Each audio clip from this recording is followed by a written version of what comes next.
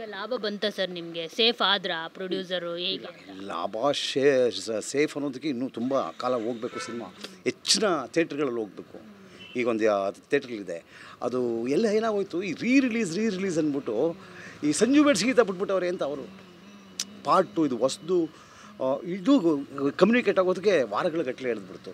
ಇನ್ಮೇಲೆ ಜನಸಾಗರ ಬರಬೇಕು, ಥಿಯೇಟ್ರ್ಗಳು ಜಾಸ್ತಿ ಆಗಬೇಕು, ದುಡ್ಡು ಬರಬೇಕು.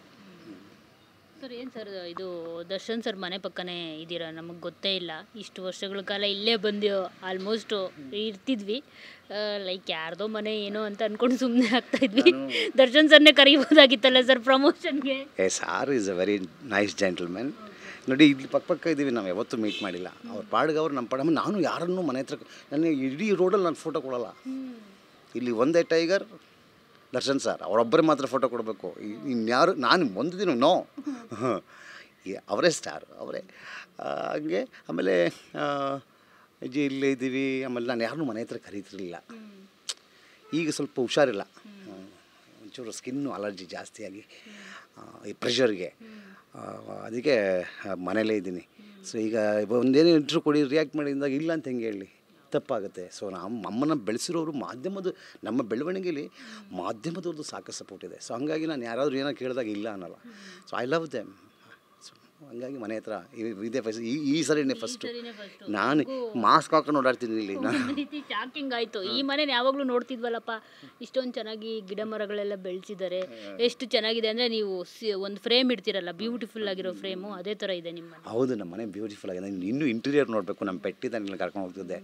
It's A very beautiful house. ನನ್ನ ತಂಗಿ ನಮ್ಮಮ್ಮ ತುಂಬ ಚೆನ್ನಾಗಿ ಇಟ್ಕೊತಾರೆ. ಅಷ್ಟು ಆಮೇಲೆ ನನ್ನ ಅವಾರ್ಡ್ಗಳಿಗೆ ಒಂದು ಬಾಕ್ಸು, ಅದು ಇದು ಅಂತ ಒಳಗಡೆ ನಿಮಗೆ ಒಂಥರ ಯಾವುದೋ ಒಂದು ಸ್ವಿಟ್ಜರ್ಲ್ಯಾಂಡ್ ಮನೆ ಥರ ಫೀಲ್ ಆಗುತ್ತೆ. ಇದ್ದೀನಿ ಅಂತ 10 ವರ್ಷ ಆಯಿತು.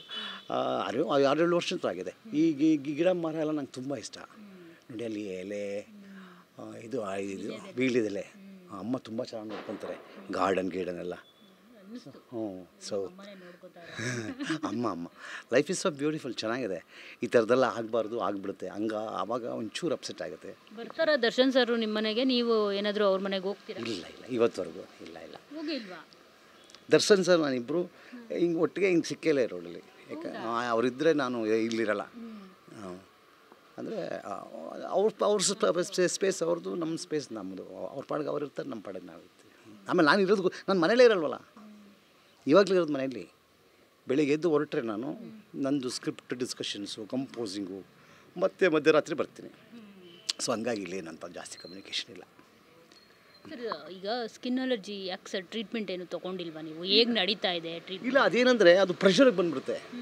ಆಮೇಲೆ ನಮ್ಮ ಕೆಲಸನೇ ಪ್ರೆಷರ್ ಕೆಲಸ. ನೀವೇನೇ ಮೆಡಿಸಿನ್ ತೊಗೊಳ್ಳಿ, ಆರಾಮಾಗಿದ್ದಾಗ ಏನೂ ಆಗೋಲ್ಲ. ಈ ಥರ ಪ್ರೆಷರ್ ಬಂದರೆ ಟಪ್ ನೋವು ಬಂದುಬಿಡುತ್ತದು ಪ್ರೆಷರ್ಗೆ.